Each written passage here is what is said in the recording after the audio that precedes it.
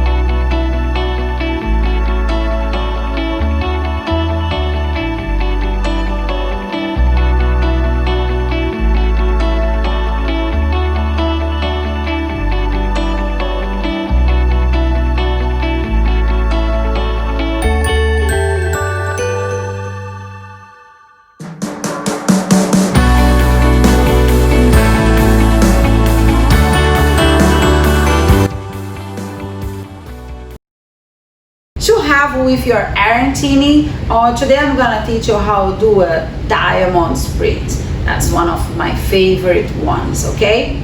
It's a very simple cocktail, very classy, very tasty, so let's do it.